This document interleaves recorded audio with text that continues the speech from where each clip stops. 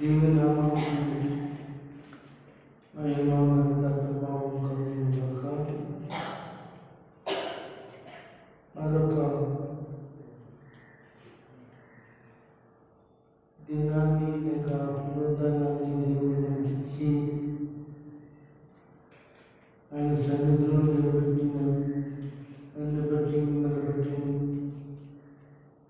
ఆయన మనతో మాట్లాడను గాక. 2026 సంవత్సరం జనవరి నెల మరొక ఆదివారాన్ని దేవుడు మనకి ఇచ్చి ఉన్నాడు. బైబిల్ గ్రంథం జీవిత సంగతులను చూసుకున్నాం. ప్రభు సన్నిధిలో దేవుడు మనతో మాట్లాడినట్లుగా మనం సిద్ధపడదాం.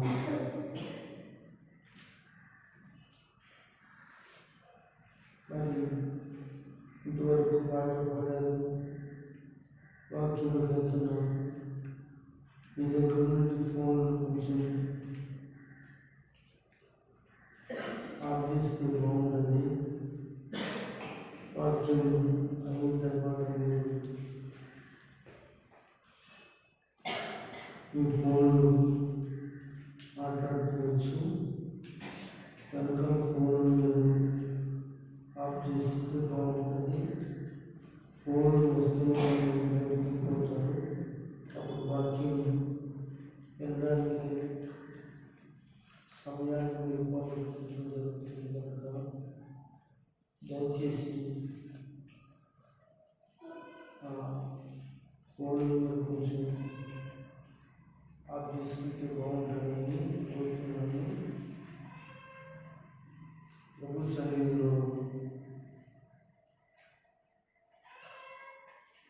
వాక్యంలో పెట్టాము. వాక్యంలోకి వెళ్దాం. దయచేసి పేతురు రాసిన పత్రిక, మొదటి పత్రిక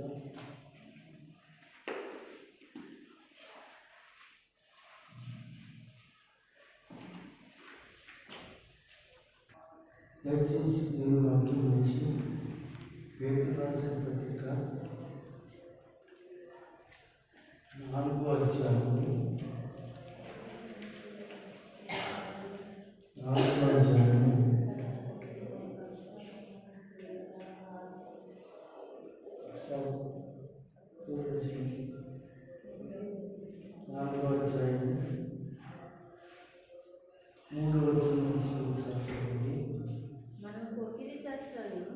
మనము పోకిరీ చేష్టలు, దురాశలు, మద్యపానము, అల్లరితో కూడిన ఆటపాటలు, త్రాగుబోతుల విందులు, చేయదగని విగ్రహారాధనలు మొదలైన వాటి యందు నడుచుకొనుచు అన్యజనుల ఇష్టం నెరవేర్చుకుంటూ గతించిన కాలమే చాలు.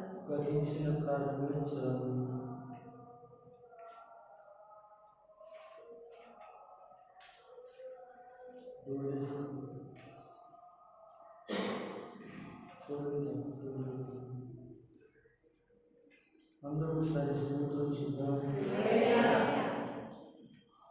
ఈ పేతురు రాసిన పత్రిక, మొదటి పేతురు రాసిన పత్రిక 4వ అధ్యాయం 3వ వచనంలో మనం చదివినటువంటి మాటలు చివరి లైన్లో ఒక మాట ఉందండి. గతించిన కాలమే చాలు అని భక్తులకు తెలియజేస్తున్న విషయం. మన జీవితాలలో గతించిన సంవత్సరంలో పోకిరీ శాస్త్రం, దురాశలు, మద్యపానము, అల్లరితో కూడిన రకరకాల ఆటపాటలు, తాగుబోతు రోజులు ఇలాగ అన్నింటిని భద్రచుకుంటూ అన్నింటి యొక్క ఇష్టాన్ని నెరవేర్చుకుంటూ క్రైస్తవులను చెప్పుకుంటూ మన జీవితాలు సంవత్సరాలు అయిపోతున్నాయి. అన్ని జనులు మాత్రం ఆచారాలు, అన్యజనుల యొక్క ఆలోచనలు, అన్యజనుల యొక్క ఉద్దేశాలు మారిపోకుండా క్రైస్తవులుగా మనం జీవిస్తూ దేవుని బిడ్డలను చెప్పుకుంటూ అన్ని ఆచారాలు చేసుకుంటూ గతించిన కాలమే చాలు అని అంటున్నాను. ఆ మాటకి అర్థం ఏమిటి అంటే, గతించిన కాలం అంతా కూడా దేవుడిని కాపాడి ప్రభు దాన్ని కరెక్ట్గా భద్రపరిచి ఆయన సన్నిధిలో మిమ్మల్ని ఉంచి మారుతారేమో, మారుమనసు పొందుతారేమో, ఇలాంటి యొక్క అలవాట్ల నుంచి కూడా విడుదల పొందుతారేమో, ఇలాంటి జీవితాల నుంచి దూరమై నాకు దగ్గరగా ఉంటారేమో అని దేవుడిని చూస్తూ మరొక సంవత్సరాన్ని దేవుడికి ఇచ్చాడు, అందరికీ ఇచ్చాడు. అందుని బట్టి మనం సంతోషించవలసిన వారుగా ఉన్నాం, దేవుడికి కృతజ్ఞతలు తెలియజేసే వారుగా ఉన్నాము. కనుక దేవుడు అంటాడు, కాలం చాలు, ఇంకా మీరు ఈ యొక్క లోక సంబంధంగా మీరు వెళ్ళవద్దు, లోక సంబంధంగా జీవించద్దు అని ఆయన మాట్లాడటం జరుగుతుంది. యేసయ్య మాట్లాడటం జరుగుతుంది. ఒకవేళ అటువంటి పరిస్థితి జీవితం ఒకవేళ ఉంటే మనము పాత వాటిని మనం ముగించి, పాత జీవితాన్ని ముగించి మనం కొత్త జీవితాన్ని ప్రారంభించడానికి ఇష్టపడాలని మీకు తెలియజేస్తున్నాను. పాత జీవితానికి ముగింపు పలకాలని, పాత జీవితానికి ముగింపు పలకాలని ఈ నూతన సంవత్సరం మరొకసారి నూతన విషయాలు మీతో మాట్లాడాలనుకుంటున్నాను.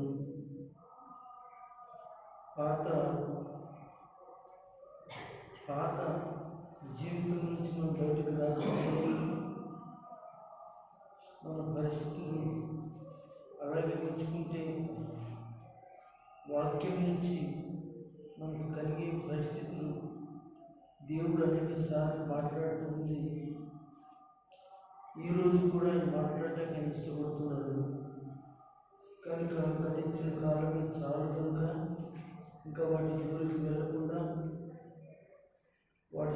వెళ్ళకుండా ఏంటి పోకిరీ శాస్త్రం, దురాశలు, మద్యపానం, అల్లరితో కూడిన ఆటపాటు, తాగుబోతు ఇందులు, విగ్రహ పూజలు, వీటిలో చాలా ఉన్నాయి. ఇవన్నీ కూడా లెక్కేస్తే ఎన్నో ఉన్నాయి. ఇందులో ఒక్క మాటలో చాలా ఉంటాయి. కనుక ఇవన్నీ ఎవరు చేస్తారు అంటే అన్ని జనులు చేస్తారు, క్రైస్తవులు కాదు. కనుక గతించిన కాలం చాలు. ఒకవేళ ఎవరు సూచించారులే, ఎవరు నన్ను అంటారులే, ఎవరంటే వారికి సమాధానం చెప్పుకోగలను, జ్ఞానం పొందలే అని మీరు అనుకుంటే మీరు చాలా నష్టాలు పోవాల్సిన వారుగా ఉంటారని దేవుని వాక్యం శ్రమిస్తుంది. కనుక జాగ్రత్త దేవుని బిడ్డారా, పాత వాటిని ముగింపు పలకాలనేది ఈరోజు మన యొక్క సందేశం. దేవునికి స్తోత్రం. ఒకవేళ ముగింపు దానికి లేదనుకోండి, కొనసాగిస్తే మొట్టమొదటిగా నష్టాలు కలుగుతాయి. రెండోది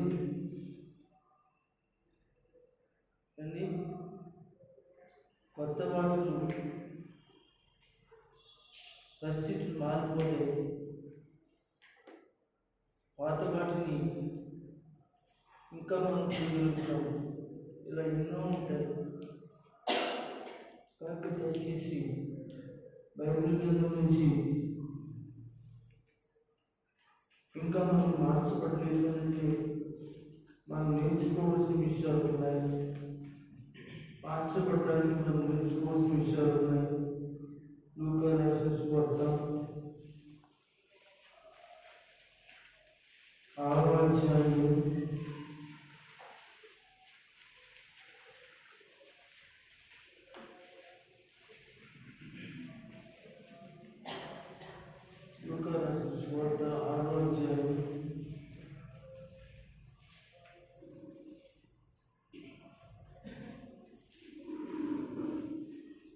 36వ వచనాన్ని చదువుతారు.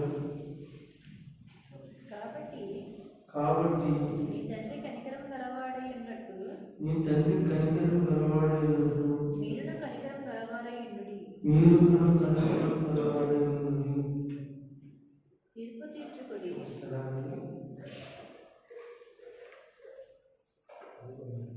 5వ అధ్యాయం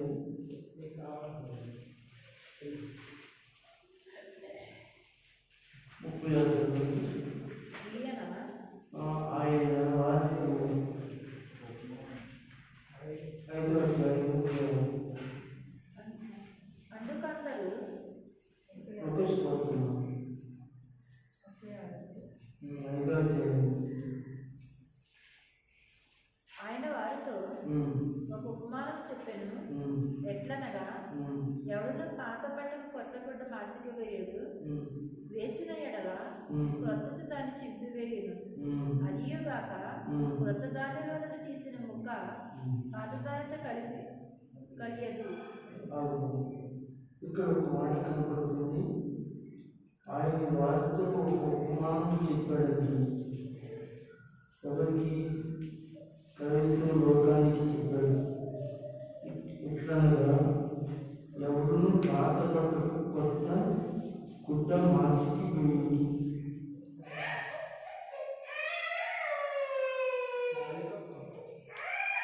వేసిన ఎడల కొత్త దానిని చింపివేయును. అదియుగాక కొత్త దానిలో నుండి తీసిన ఆ ముక్క పాత దానితో కలియదు అని విషయంగా చెప్తున్నాను. నేను గమనించింది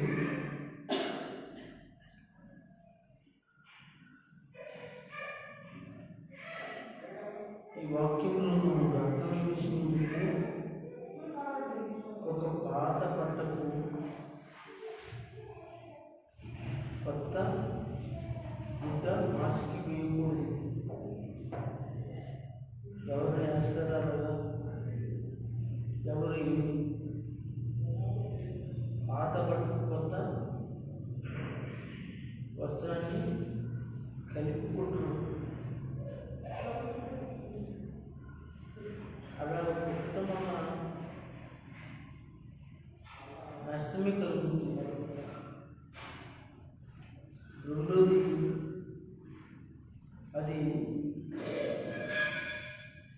ఎలా కనిపిస్తుందంటే ఎత్తుగా ఉండదు, చూడడానికి చూడముచ్చటగా ఉండదు.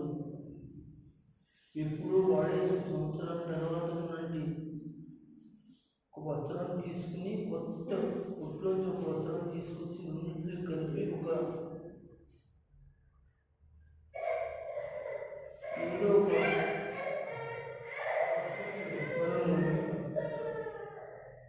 గుడ్డ ఒక వస్త్రాన్ని తయారు చేసుకున్నాం అనుకోండి, కట్టుకున్నాం అనుకోండి, చూసిన వాళ్ళందరికీ కూడా ఆశాపనగా కనపడుతుంది, అభ్యంతరంగా కనపడుతుంది. కొత్తదిగానే మనం వాడాలి, పాతదిగానే వాడాలి. రెండు కూడా కలపకూడదు. అదే ఉంటుంది. అయితే ఇందులో మనకు దేవుడు చెప్పేది ఏంటంటే, కొత్త సంవత్సరం వచ్చింది కదా అని చెప్పి మనం సంతోషపడుతుంటే ఆ కొత్త సంవత్సరంలో కొత్త జీవితాన్ని మనకి చాలా ఆశీర్వాదకరంగా ఉంటుంది.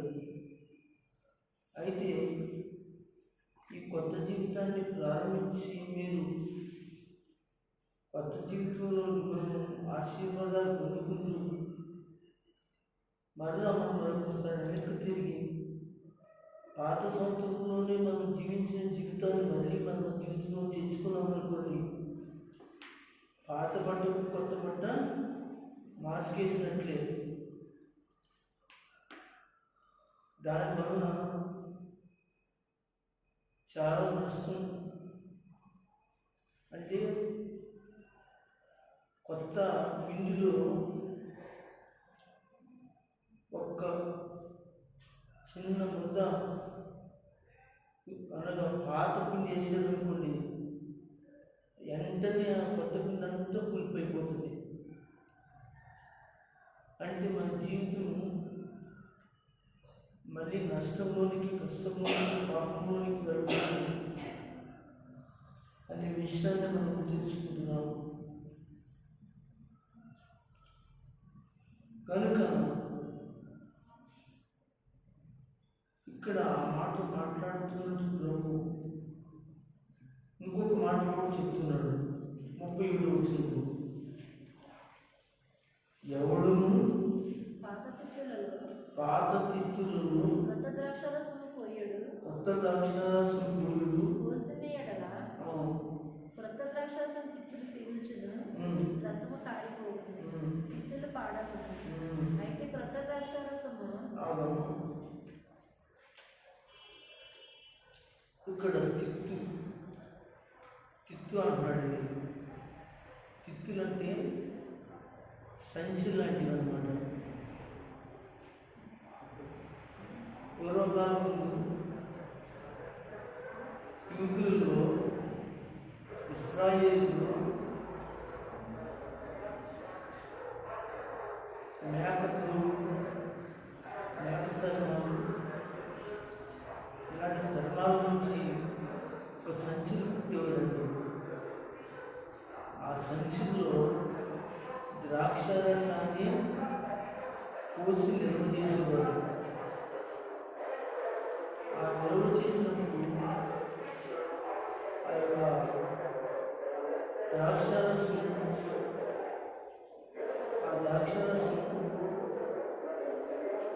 కులిసిన తర్వాత అది వాడుకునేవారు. యేసు ప్రభు వారు ఆ తిత్తులను చూసి అంటాడు,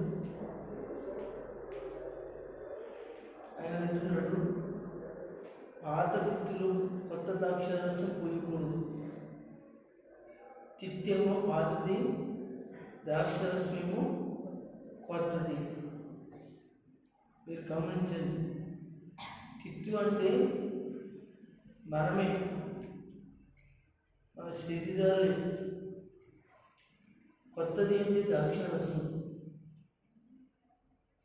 కొత్తది అంటే ద్రాక్షారసం. ద్రాక్షారసం అంటే మీ అందరికీ తెలుసు, కొత్త నిబంధన గుర్తు. అంటే ఈ పాత గుర్తు ఎండిపోయి ఉంటుంది, పాత అయిపోయి ఉంటుంది.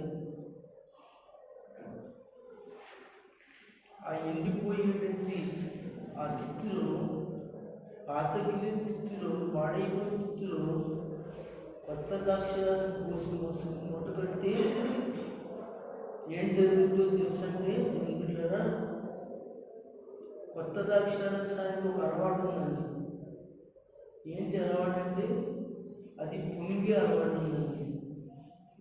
అది మూట కట్టిన తర్వాత అది కొంతకాలానికి పొంగుతూ ఏమవుతుందంటే, ఆ తిత్తి పాతది కనుక కొత్తది కాదు, కొత్తది ఏమవుతుంది, సాగుతుంది.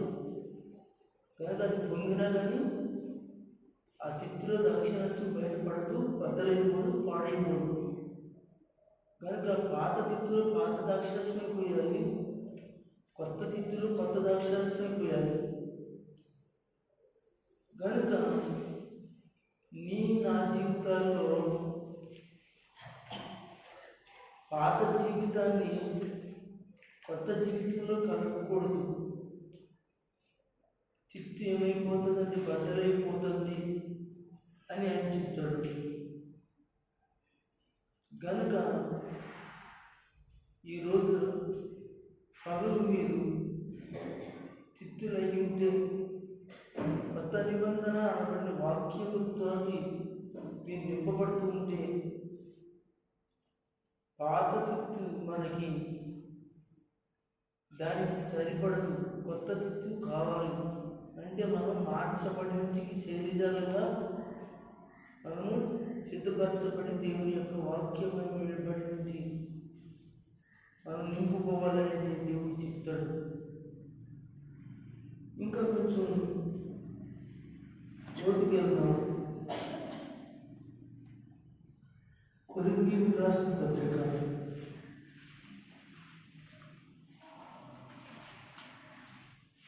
15వ అధ్యాయము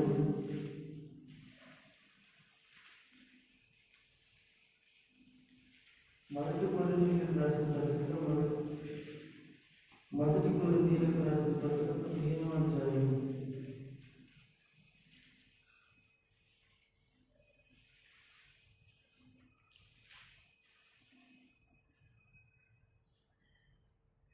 33వ వచనం.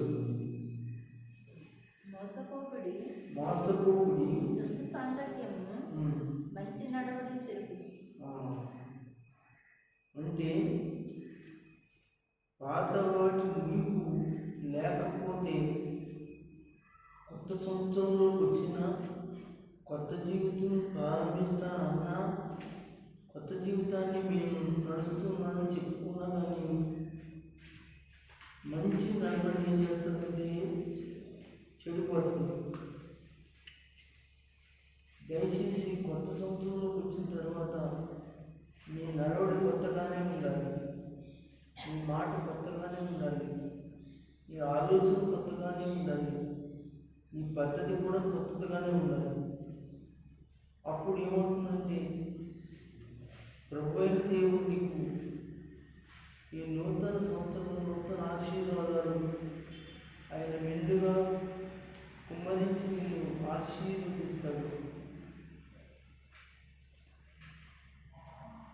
అయితే పాత వాటికి మనం ముగింపు చెప్పకపోతే ఎన్ని నష్టాలు కలుగుతాయో మనం చూస్తున్నాం. మరొక నష్టం ఏంటంటే గలతీయులకు రాసిన పత్రిక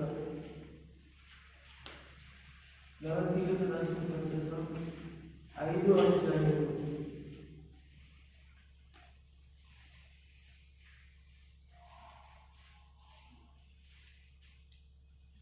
9వ వచనం చదవండి. పులిసిన పిండి కొంచెమైనను ముద్దంతయు పులియ చేయను. ముద్దంతయు పులియ చేయను. దేవునికి మహిమ కలుగుగాక. అంటే ఇక్కడ మనకి మనల్ని చెడగొడుతుంది ఏది? పాతది, పులిసినది అనేది పాతది కనుక, పులిసినది పాతది కనుక పాత జీవితం అనేది కొత్త జీవితం ఎంత పెద్ద బుద్ధైనా కానీ దాంట్లో వేసి పిసిగితే కాంచేపటికి అది ఏమైపోతుంది? పులిసిపోతుంది. అప్పుడు అది చెడిపోతుంది. కనుక అంటున్నాడు దేవుడు, పులిసిన పిండి కొంచెమైనను ముద్ద ఎంత ఎక్కువ ఉన్నా కానీ అదంతా పులిసిపోతుంది అంటున్నాడు. కనుక దయచేసి వాక్యముతో ద్వారా పులిసినది పాపములకు సాదృశ్యంగా ఉంది, పులియనిది పరిశుద్ధతకు సూచనగా ఉంది. కనుక పరిశుద్ధంగా నీ జీవితంలో పులిసి పరిస్థితులు పాపములు రాకుండా కాపాడుకోండి. పాత వాటికి దూరంగా ఉండండి, పాత వాటికి సత్తి చెప్పండి, దూరంగా ఉండండి. లేకపోతే నష్టాలు కష్టాలు మనం శోధనలు మనం భరించవలసిన వాటిలో ఉంటామని దేవుని వాక్యం శ్రమిస్తున్నాము. దేవునికి స్తోత్రం. హల్లెలూయా. ఇంకా కొంచెం ఎఫెసీయులకు రాసిన పత్రిక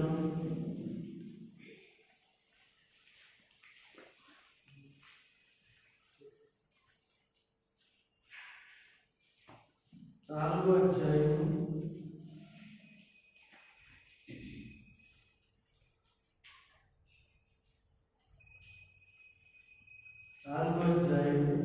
22 నుంచి 24 వరకు కూడా చదువుతుంది. కావున మునపటి ప్రవర్తన విషయంలో అయితే మోసకరమైన దురాశల వలన చెడిపోవు. అది బాధ అన్నమాట. మునుపటి ప్రవర్తన అంటే బాధది. చెడిపోవు ఈ ప్రాచీన స్వభావమును వదులుకొని మీ చిత్తావృత్తి యందు నూతనపరచబడిన వారే నీతియు యథార్థమైన భక్తి గల వారే దేవుని పోలికగా సృష్టింపబడిన నవీన స్వభావం ధరించుకొనవలెను. అది ఇక్కడ మనం ఆత్మీయంగా ఎదగడానికి దేవుడు చెప్తున్నట్టు మాట. మన ఆత్మీయంగా మనం బ్రతకడానికి చెప్తున్నట్టు మాట. ఆధ్యాత్మికంగా దేవుల్లో మనము ఉండడానికి దేవుడు చెప్తున్న మాట ఏంటంటే మునుపటి ప్రవర్తన విషయంలో చాలా మోసకరంగా ఉన్నారు, చాలా దుర్మార్గంగా ఉన్నారు, దురాలోచనలో ఉన్నారు, చెడ్డ అలవాటులో ఉన్నారు. అవన్నీ కూడా ప్రాచీనమైనవి. వాటి నుంచి బయటకు రండి అంటాడు దేవుడు. వచ్చి మీరు ఎలా ఉండాలంటే మీ హృదయం నూతన పరచబడిన వారుగా దేవునికి బతకాలి అంటాడు. అప్పుడు నీతియు యథార్థతయు భక్తుల వారి అప్పుడు మీరు దేవుని పోలిక మార్చబడతారట, సృష్టించబడతారట. నవీన స్వభావం కలిగి అనగా నూతనంగా జీవితాన్ని ప్రారంభిస్తారని దేవుడు చెప్తున్నాడు. కనుక ప్రేమని దేవుని బిడ్డలారా, ఈ మధ్య దేవుని వారికి మాట్లాడుతున్న విషయం ఏంటంటే పాత విషయాల గురించి నేను మాట్లాడుతున్నాను, వాటిని తీసివేసుకోండి. పాత విషయాల గురించి మీకు హెచ్చరిస్తున్నాను, వాటిని దూరపరచుకోండి. ఇది కొత్త సంవత్సరం 2026 సంవత్సరంలో మన పరిస్థితి ఎలా ఉంటే మనకు తెలియకోకుండా ఉంది. ఇప్పుడే నీతిని యథార్థతని భక్తి కలిగి దేవుని పోలిక మీరు రండి అని దేవుడు ఆహ్వానిస్తున్నాడు. కనుక దేవుని బిడ్డలారా, చాలా జాగ్రత్తగా మీరు ఉండాలి.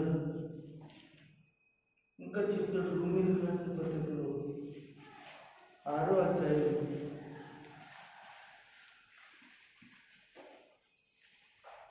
'ఏం చెప్తాడంటే పాత జీవితం అనే మరణానికి దారితీస్తుందంటే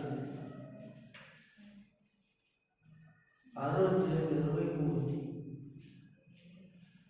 ఎలయనగా పాపం వలన వచ్చు జీతం మరణము, అయితే దేవుని కృపావరము మన ప్రభువైన క్రీస్తునందు నిత్య జీవము. చూడండి, పాత జీవితం మనకి మరణానికి దారితీస్తుందంటే ఆత్మీయమైన మరణం జరుగుతుంది. అంటే ఆధ్యాత్మికంగా చనిపోతాం. రెండోది శారీరకంగా కూడా నువ్వు మరణించినప్పుడు నువ్వు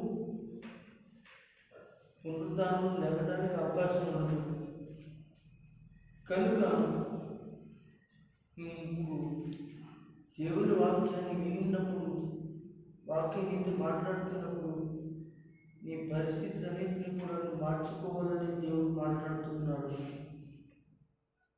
కనుక దేవుని ద్వారా ఏలైనా పాపం వల్ల వచ్చిన జీవితం మరణం. కనుక ఈ లోకంలో వచ్చే రాబడిన పాపం వల్ల వచ్చేది ఏదైనా కానీ ఈ జీవితానికి పాపమే తప్ప, ఆ పాపని మరణానికి తీసుకెళ్తుంది తప్ప ఆశీర్వాదానికి తీసుకెళ్తుంది. కనుక ఈ యొక్క పాప జీవితాలు ఏమున్నా ఏం కలుగున్నా వాటి నుంచి దూరంగా ఉండాలని ఈ నూతన సంవత్సరంలో దేవుడు హెచ్చరిస్తున్నాను. ఇంకా కొంచెం ముందుకు వెళ్తే కొరింథీయులకు రాసిన పత్రిక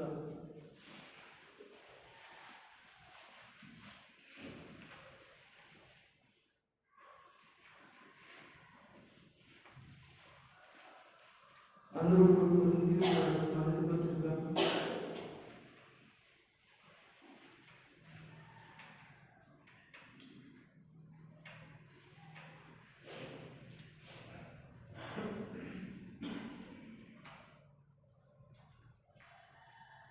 కొరింథీయులకు రాసిన మొదటి పత్రిక 5వ అధ్యాయం 6వ అధ్యాయం 6 నుంచి 7.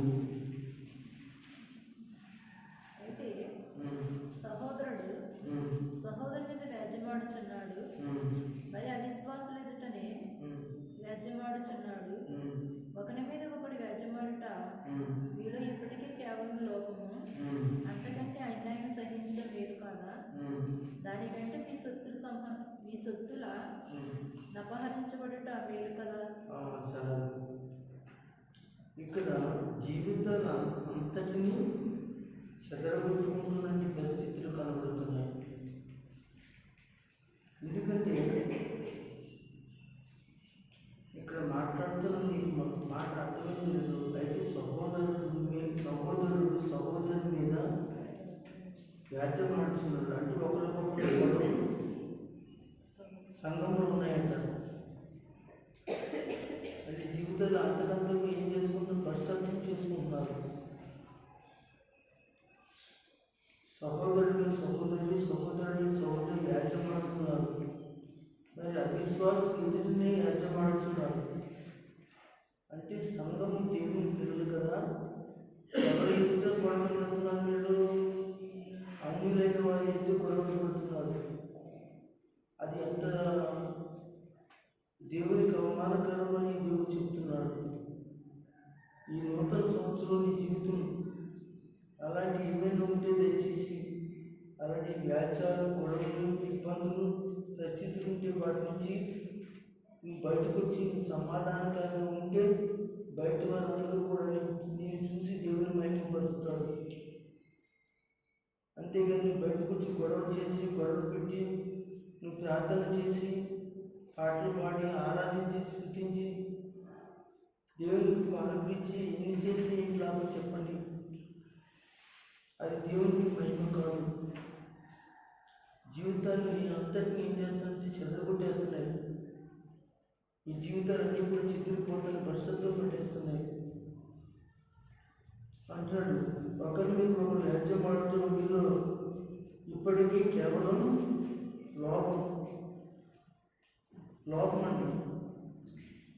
ఇదొక లోపం, శరీరంలో జబ్బు. ఏమిటి లోపం? ఇలాంటి వ్యాజ్యాలు ఆడుకోవడం, గొడవలు ఆడుకోవడం, సమాధానం లేకపోవడం, సమయంలో మంచిగా లేకపోవడం భయంకరమైన లోపం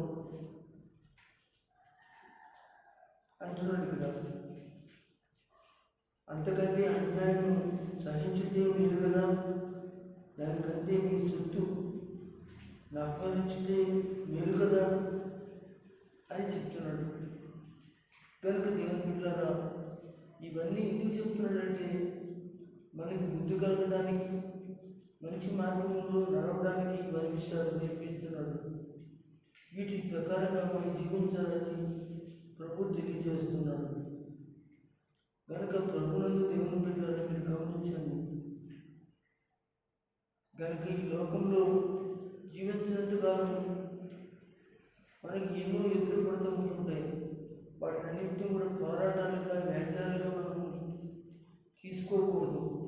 అది సంఘంలో అయినా, సహోదరులైనా, సమాజంలో అయినా, ఎక్కడైనా కానీ అదొక దేవుని సన్నిధిలో నీకు నష్టాన్ని కలుగజేసేదిగా కనబడుతుంది. నూతన కార్యం ప్రారంభం నీ జీవితంలో నెరవేరకుండా ఉండాలి అంటే, అనుభవించలేకపోతున్నామంటే ఇప్పుడు ఇలాంటి ఎన్నో ఇబ్బందులు ఉంటాయి. యెషయా కూడా చెప్తారు ఒక మాట, 43వ అధ్యాయంలో.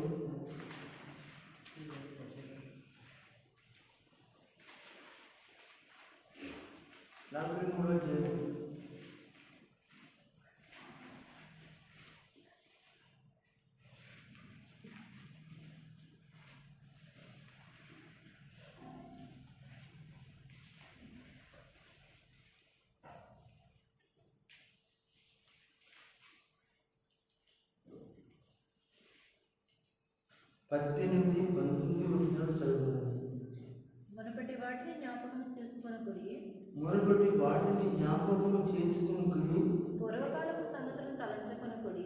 పూర్వకాలపు సంగతులను తలంచుకుని ఇదిగో నేను ఒక నూతన క్రియ చేయుచున్నాను. ఇదిగో నేను నూతన క్రియ చేయుచున్నాను. ఇప్పుడే అది మొలుచును. ఇదిగో ఇప్పుడు అది మొలుచును. మీరు దానిని ఆలోచింపరా? అది మీరు ఆలోచించరా? నేను అరణ్యములో త్రోవ కలుగజేయుచున్నాను. ఎడారుల నదులు పారజేయుచున్నాను. నేను ఏర్పరచుకున్న నా ప్రజలు త్రాగుటకు అరణ్యమును నీళ్లు పుట్టించుచున్నాను. దేవునికి స్తోత్రం. అంటే నూతన కార్య ఆరంభం లేదు ప్రారంభం లేని వారు, అనుభవం లేని వారు ఎలా ఉంటారు అంటే ఇక్కడ మునుపటి వాటిని జ్ఞాపకం చేసుకుంటూనే ఉంటారు.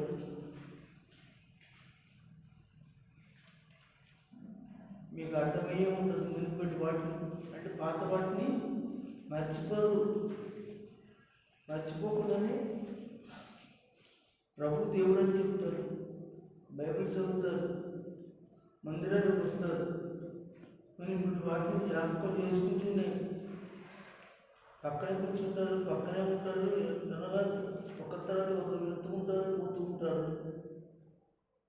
కానీ పక్క వాటిని మాత్రం, పాత వాటిని మాత్రం మర్చిపోరు. వాళ్ళు పాత పరిస్థితులు మార్చిపోరు. దయచేసి మర్చిపోకపోతే అది ఎవరికైనా నష్టం, నాకే నష్టం ఉండదు. పూర్తిగా మీకు మీ కుటుంబాలకి నష్టం. ఎందుకంటే ఇప్పుడు చెప్పారు అన్నమాట. మునుపటి వాటిని మీరు జ్ఞాపకం చేసుకుని పూర్వకాల సంగతులు అంటే అప్పుడు ఎప్పుడో జరిగిన సంగతులు తలంచుకుని రాళ్ళైపోకండి, బ్రష్లైపోకండి. ఇదిగో నేను ఒక నూతన క్రియ చేయబోతున్నాను. నీ పట్ల నీకు ఒక మంచి కార్యం చేయబోతున్నాను. దాని కొరకు ఎదురు చూడడానికి ఏం చేయాలి? పాత వాటిని అన్నింటినీ ఏం చేయాలి అని మర్చిపోవాలి. పాత వాటిని నువ్వు నీ దగ్గర రానివ్వకూడదు. నీకు నూతన కార్యం జరగాలంటే, నూతన క్రియలు జరగాలంటే ఎందుకు జరుగుతుంది? జరగట్లేదంటే కారణం నువ్వు పాత వాటిని మర్చిపోవు, పాత జీవితాన్ని నువ్వు మర్చిపోవు, పాత అలవాట్లు నువ్వు మర్చిపోవు. మరి అలాంటప్పుడు దేవుడు చేయాలనుకునే నూతనమైన కార్యాన్ని ఆయన చేద్దామని ఆయనకు ఆలోచన ఉంది. అది ఇప్పుడే ఆయన చేయడానికి సిద్ధంగా ఉన్నాడు. నువ్వు మార్చుకుంటున్నావా అని ప్రశ్నిస్తున్నాడు. ప్రశ్నార్థమైన మార్గదర్శనం కదా. ఇటు మనిషి ఉంది, సిద్ధపరచబడి ఉంది, మీకు తయారు చేయబడి ఉంది, మీకు ఇవ్వబోతున్నాను అని మాట మాట్లాడుతున్నాడు. అది సామాన్యమే కాదు. ఎటువంటి అడారి త్రోవలు రోజు ఎడారి నేను అరణ్యములు అది అరణ్యములు త్రోవను కవర్ చేస్తున్నానంటే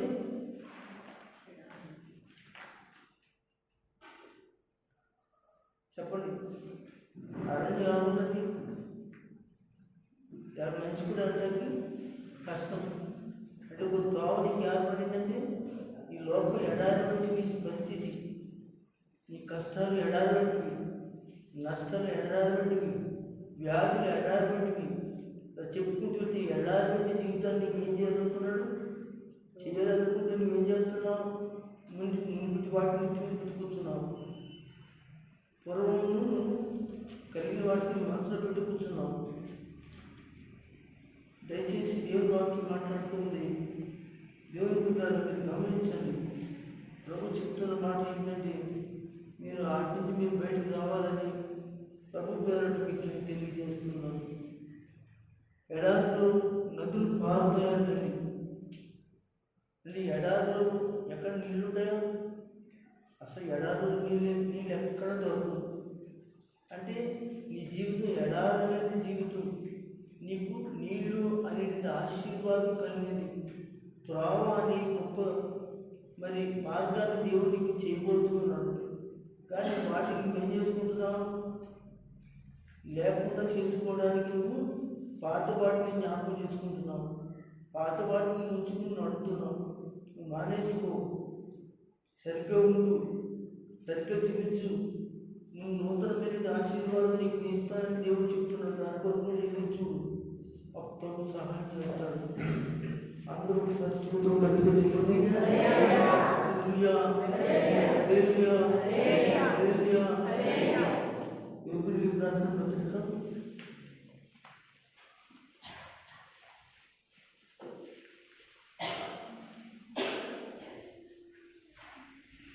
3వ అధ్యాయం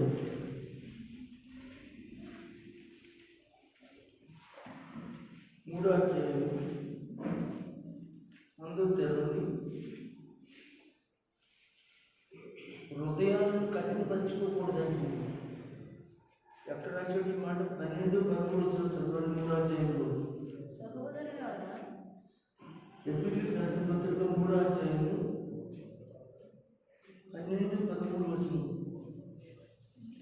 సహోదరులారా, ఎక్కడ పన్నెండించా జీవముగల దేవుని విడిచిపోవునట్టి సహోదరులారా, జీవముగల దేవుని విడిచి పోవునట్టి విశ్వాసం లేని దుష్ట హృదయం, చూడండి, దుష్ట హృదయం అంటే విశ్వాసం లేని దుష్ట హృదయాలు సంఘాల్లో ఉన్నాయంటండి. మీలో ఎవరిని ఎందైనను అది నేను అంటున్న మాట కాదు, ఉన్నాయి కాబట్టి దేవుడికి రాసించాడు. వాటి నుంచి మీరు ఏం చేయాలి? జాగ్రత్త పడాలి, లేకుండా చూసుకోవాలి, జాగ్రత్తగా బతకాలి, జాగ్రత్తగా జీవించాలి. నేడు మీరు ఆయన శబ్దం వినిన యెడల కోపం పుట్టించినప్పటి వలె మీ హృదయములను చూడండి, ఇక్కడ మీ హృదయాలను ఏం చేసుకోవాలి? కఠినపరచుకోకండి ఆయన చెప్పిన కనుక దేవుడు చెప్పాడు. దేవుని స్తోత్రం. కనుక దేవుడు చాలా మంది ఈ రోజున క్రైస్తవులు అన్నవాళ్ళు ఏ సంఘంలో ఉన్నా, ఏ సహవాసంలో ఉన్నా, వారి హృదయాలన్నీ కూడా దేవుని విడిచిపెట్టి, విశ్వాసాన్ని విడిచిపెట్టి దుష్ట హృదయంతో, కఠిన హృదయంతో జీవిస్తున్నట్టు సంఘాల్లో అనేక మంది కనబడుతున్నారు. అవి దేవునికి ఇష్టమైనవి కావు. దేవుని కార్యములు నీ కుటుంబానికి ఆటంకకరమైనవి, నీ యొక్క జీవితానికి అనగా మంచి మార్గాన్ని ఎంచుకోవడానికి ఇవన్నీ తీసేసుకోవాలి. వీటన్నిటిని కూడా నువ్వు దూరపరచుకోవాలి. కనుక ప్రియమైన దేవుని బిడ్డ, దేవుని వాక్యం చెబుతుంది. కొరింథీయులకు రాసిన పత్రిక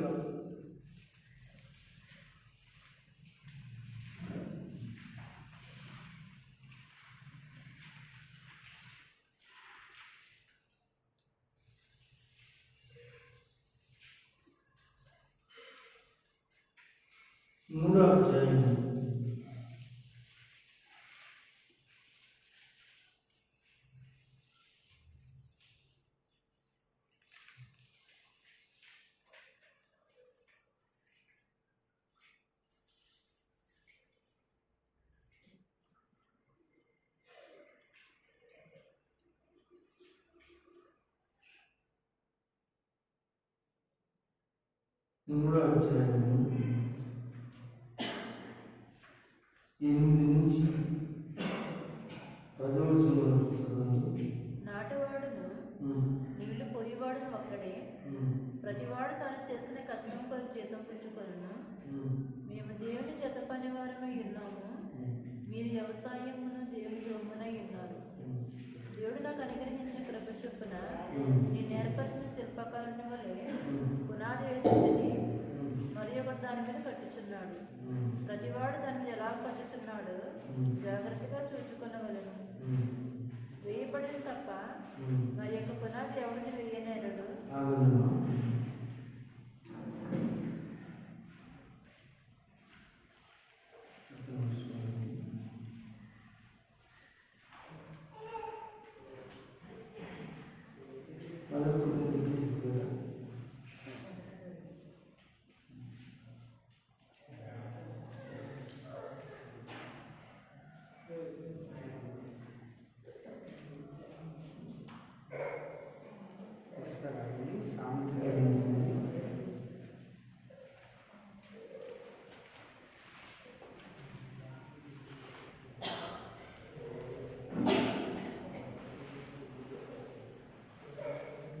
ఇరవై 28వ అధ్యాయం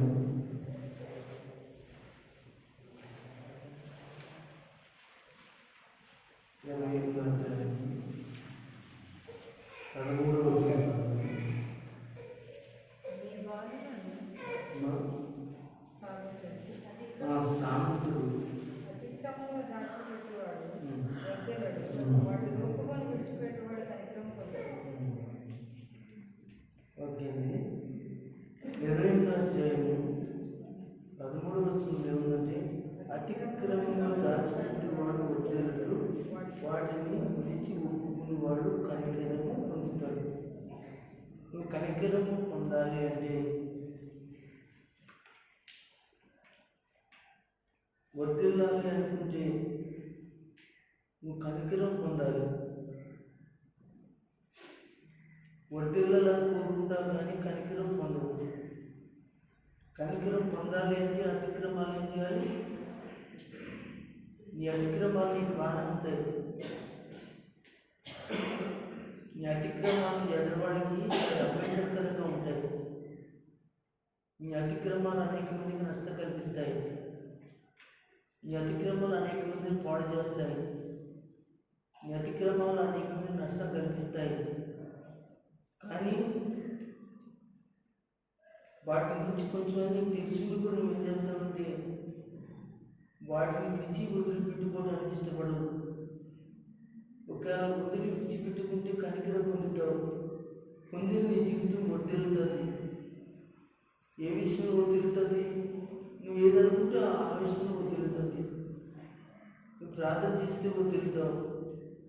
మరి కనికరం ఇక్కడ నువ్వు అతిక్రమాన్ని విడిచిపెట్టుకోకుండా ప్రార్థన చేస్తే ఏం వర్ధిల్లుతావు?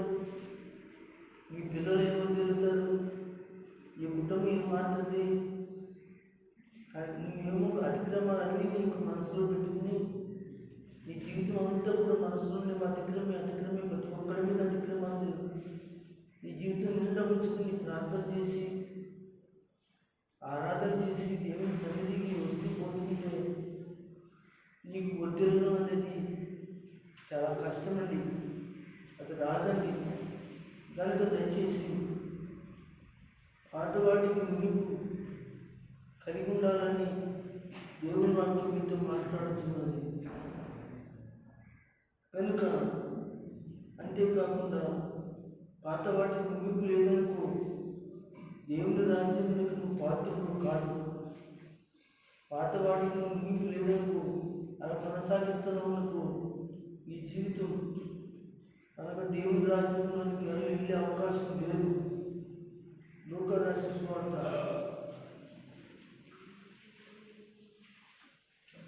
9వ అధ్యాయం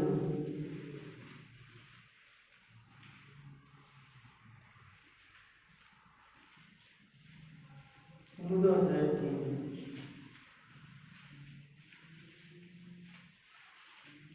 62వ వచనం చదవండి.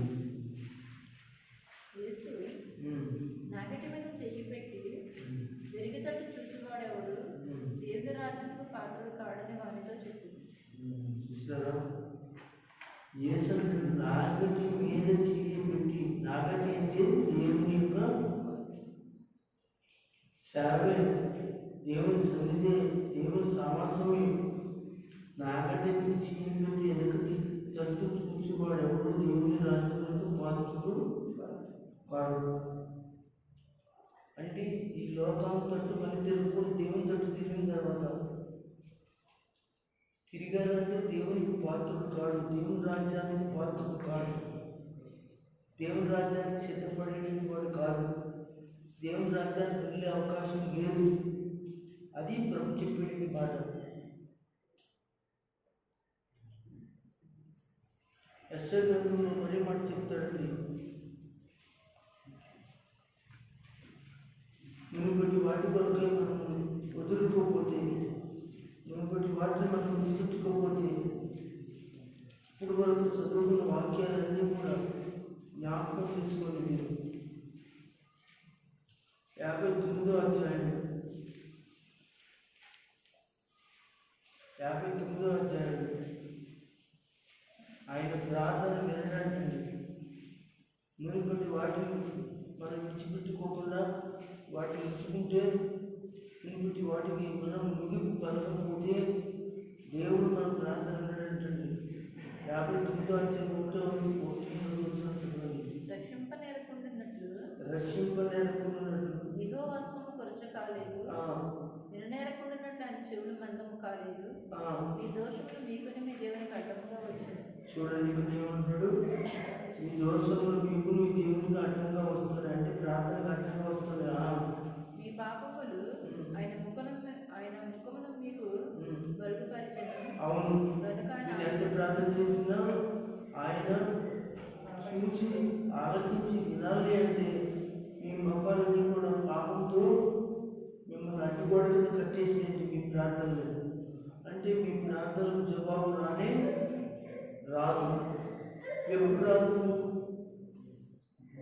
పాత వాటికి నువ్వు స్వస్తి చెప్పేస్తే, పాత జీవితాన్ని విడిచిపెడితే, అంతేగాని ఈ జీవితంలో అవి ఉంచుకుని నువ్వు కొనసాగించేవా, నీ ప్రార్థన జవాబు వస్తుందని సంబరపడుతున్నాము.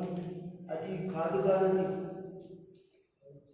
అది అది ప్రార్థన జవాబు కాదని నువ్వు అనుకుంటున్నావు. అంతే, నేను బాగున్నాను అనుకుంటున్నావు. కానీ పాపం ఎదురుగా పెట్టుకుని పాపమేమి నీ ఎదురు గోడ కింద అడ్డుకట్టేసుకుని నువ్వు పాపం అవతల నుండి ఎదురు దేవుడు ఉంటే ప్రార్థన చేస్తుంటే పాపం అడ్డుగా ఉంటే దేవుడు ఏమిటాడు? ఏమింటాడు ప్రార్థన? కనుక ప్రార్థనకు జవాబు రానే రాదు. ఇప్పటి వరకు చెప్పిన యొక్క వాక్యాలన్నీ కూడా నీ జీవితంలో నష్టాలు కలగకుండా నువ్వు చేసుకోవాలంటే దాన్ని విడిచిపెట్టి చక్కగా దేవుని సన్నిధిలో ప్రార్థనాపూర్వకంగా సిద్ధపడి పరలోకంలోకి సిద్ధపడి నూతన జీవితాన్ని జీవించాలని తెలియజేస్తూ ఈ నా మాట దేవుడి మాట జీవించుగాక.